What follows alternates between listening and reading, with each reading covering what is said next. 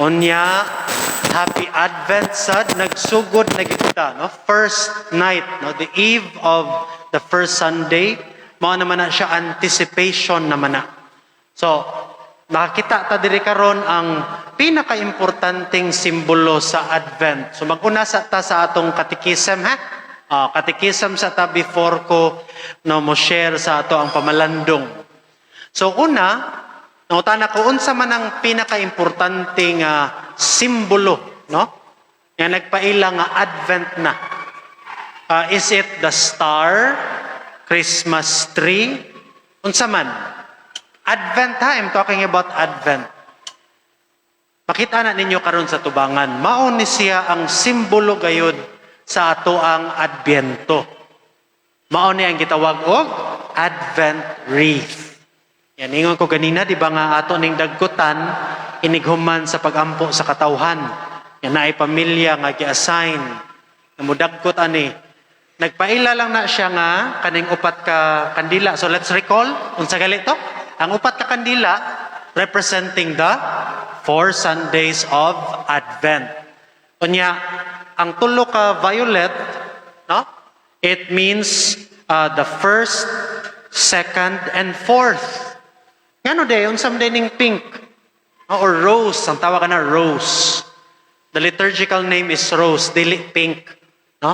Nganong naa may rose? Oh. Well, it simply means haduol na gyud ang Christmas season. Mao na nga Gaudete Sunday na ataan ay no, rose-colored nga kandila. Anyway, nibalik lang ta sa ato ang katekism, no? Now, unsa man ang pasabot anang simbolo nga green, nga lingin? No? Mao na siya ang timailhan nga anaa gyoy kinabuhi, anaa gayoy forever. No? Kay walay katapusan ang lingin, nya green pa gyud ang color. Subot pasabot, it's a color of life. Huh?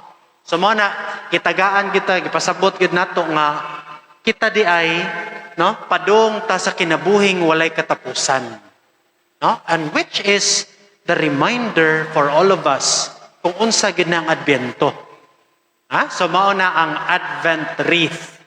Now, the second point sa atong katekism, unsa man ni ang pasabot sa Advent. Ngano man nga sa liturgical year, naa man gyud ning Advent, naa man gyud ning Christmas, naa ang Kwaresma, naa ang Easter. Bantay mo anak, magtuyok-tuyok ra na siya every year. You know, brothers and sisters, reminder ni siya nato, no? It's a reminder. Nagpahinumdom nga unsa man. Nagpahinumdom nga anaa di ay tay gihuwat nga second coming. Kinsa man ang gihuwat natong second coming? Ha? So it's just a recall sa atong katekism, ha? So kinsa gali? See? Is it John the Baptist? Is it Mama Mary? Jose? Kinsa man? Si Jesus Christ. Kay mo, balik man din na si Jesus, ikaduha. Ang problema lang, kay baw ta kanusa? Wala. Wa gyud ta kay baw kanusa mo abot og balik si Jesus. Mao na, the Advent season reminds us nga moabot di ay si Jesus sa ikaduha. No? Nga bahin, mo na gitawag nga the glorious coming of our Lord, represented by the Christmas season. Diba? Kay, syempre, para di ta makalimot, kaya nga to magong kinabuhi, naatay gipadulngan. No? The Advent season reminds us nga sa pag-abot ni Jesus, andam kita para kita dad-o niya ngadto sa langit. In short, it is a reminder nga padung dayta sa langit, brothers and sisters. Diba? Nindot kayo. So mao na ang kahulugan nganong naagyoy Advent season. So unsa kay ito? To remind us nga kita padulong sa langit. Mao na siya. Secondary ra ng gift giving, mag-decorate ta sa atong balay og mga parol, mga Christmas tree, wala, secondary ra na siya. Those are outward decorations. But unsay importante ang ato ang kinailadman kasing-kasing ug hunahuna nga mangandam dayta nga kita padung sa langit. So mo na siya, brothers and sisters, ang atong short catechism about Advent. Okay? Now, mamalandong na kita sa atong homilya. And let us start, brothers and sisters, kining pulong nga pagpangandam, no? Preparation. So, ang ato karon nga pagpamalandong mahitungod sa pagpangandam, atong madunggan karon sa ebanghelyo o sa ato ang mga pagbasa, labi na sa second reading, no? Unsa may gisulti? Kini. Kay timailhan man gyud nino kaning Adbento nga kinanglan mangandam ta. And all, unsaon man ang pagpangandam. Kana, that is the question we ask ourselves. Unsa man ang gisulti sa ebanghelyo. Unahon na to ang ebanghelyo. Busa pagbantay kamo, ayaw kamo patuyang sa pagkaon o pag-inom sa makahubog nga ilimnon. Allah, mao ni siya ang una. Now, syempre, makonsensya kita nila binagkusog kita mo ilnom og mga ilimnon nga makahubog. Saman mangutana ko kinsa may mahilig mo inom dire. Ay delikado na, ayaw na lang kay klaro kay ebanghelyo kung magpatuyang deita, no? Sala na siya. Too much of everything is a sin. Sala. Kung mo inom tagamay nga bino or alcoholic drink, dili pa na siya sala. In fact, si Father mo inom manggig bino inigmisa, di ba? Pero, kung pasubrahan na to ang ato ang pag-inom, let's say, 5 ka botelya sa San Mig or Red Horse, unsa may mahitabo ninyo, siguro mahubog. And diha na musulod ang sala. Kung magsugod na mo og sobra kapag inom. So that's one. Very clear ang ebanghelyo ha. Dili gid ta magpasobra, mag-inom-inom sa makamakahubog.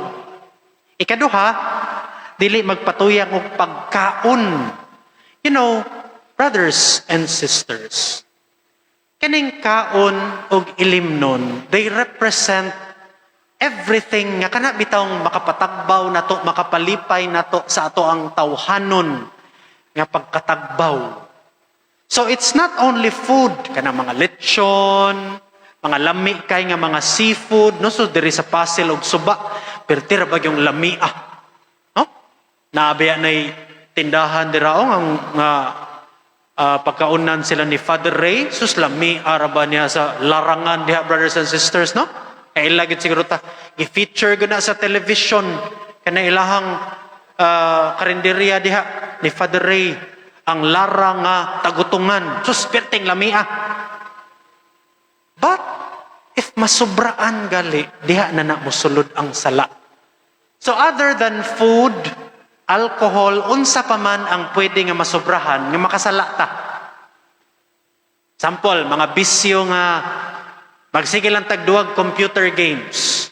Karon ra ba nga online classes, no? Mga batanon, no? Mga batanon nga mga lalaki, mga dalaga, grabe kayong tentasyon nga distracting kayo mo tanaw YouTube, Facebook, unsa pa, TikTok.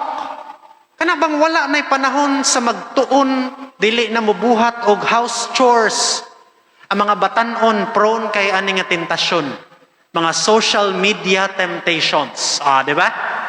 Kinsa may mo agree nako ani mga batanon, dali kay madala sa social media nga mga tentasyon. So that's one. So it's not only food and drink, pati social media di ay. Unsa pa? Kanirabang istorya no makapatagbaw gid nato. Kanabang manlibak ta ba? Sus kalingaw baya manlibak labi nag ang libak ko nato. Lami kayong libakon. And the thing is, kung sobrahan na sad nato magsige tag istorya about sa ato ang igsuon, sa ato ang silingan, sikataw, masulod gyud ang sala.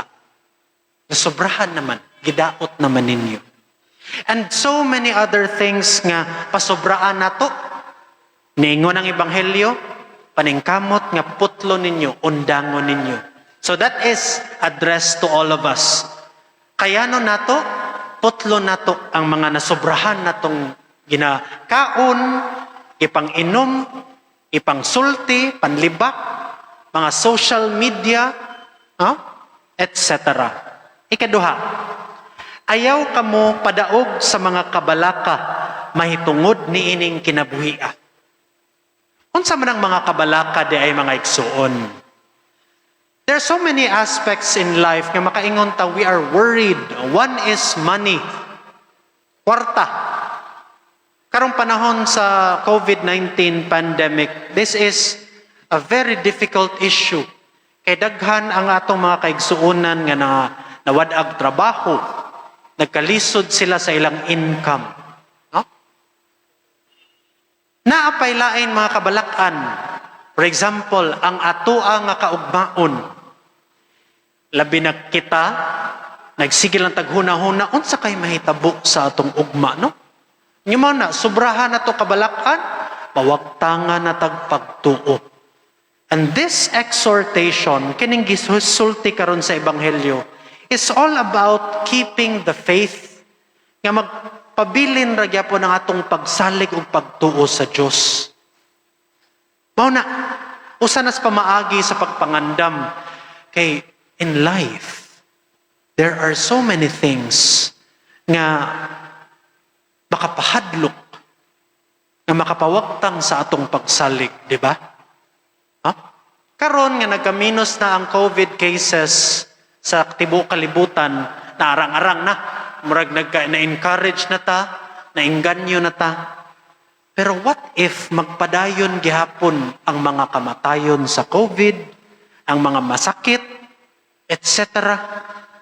Challenge kay ni siya mga igsuon na magpabilin ta sa atong pagtuo.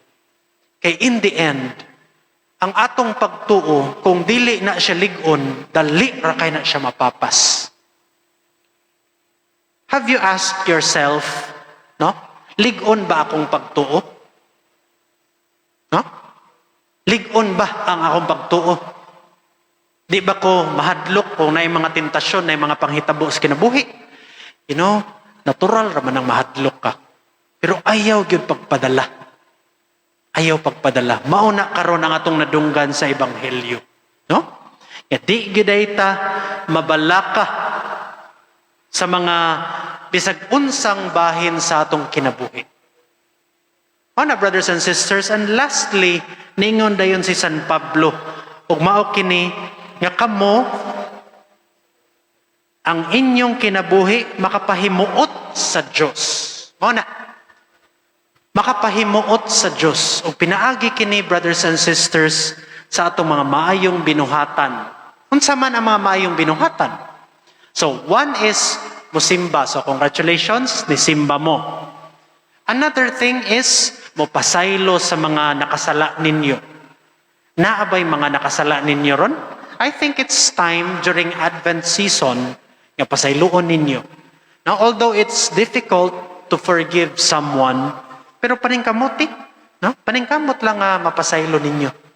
This is a reminder for all of us to forgive sa atong mga isig katao. Another thing, para kita ang atong kinabuhi makapahimuot sa Dios, ato ang pangadjian ang mga nangamatay, ang tanan ng mga nangasakit, tanan nga nanginahanglan sa atong pagtuo. Today, it's it's the first Sunday of Advent, pero naagya punta sa buwan sa Nobyembre. Kakita mo aning mga envelopes. These are the names of your beloved relatives, friends, inyong gisuwat dire, di ba? That is a concrete way of praying for them. Halaran gyud ninyo, misahan gyud. Mo-donate mo diha any amount, basta pamisahan ninyo. So, pasalamat ta nga naay nangadji para sa atong mga kalag sa purgatorio. Kaya ang mga kalag sa purgatorio, dili na sila pwede makapangadji sa ilang kaugalingon. They need people who are living to pray for them. And so, So ang inyong gibuhat di karon makapahimuot sa atong mga igsuon nga nangamatay. So before the month of November ends, no? Ayaw kalimot kung wala pa mo nakapamisa sa inyong mga hinigugma sa kinabuhi nga nangamatay, pamisahi gyud ninyo, pangadjiin ninyo. So mga to brothers and sisters ang atong pamalandong. So atong i-summarize ha. Una, dili data magpalabi sa atong pagkatagbaw sa atong lawas nun nga kalipay. No? Mao na yung una. Ikaduha, dili gyud ta mahadlok, dili ta mabalaka sa atong kinabuhi kay naa ang Dios kanunay. So dili ta mawagtangan og pagtuo. Okay? And number 3, kinahanglan dai magpuyo kita sa kinabuhing makapahimuot sa Dios og labi na ang pagpangadji sa atong mga nangamatay ng mga hinigugma. Brothers and sisters, manindog kita alang sa pag-ampo sa katawhan. Unahon sa nato ang credo, nagatuo,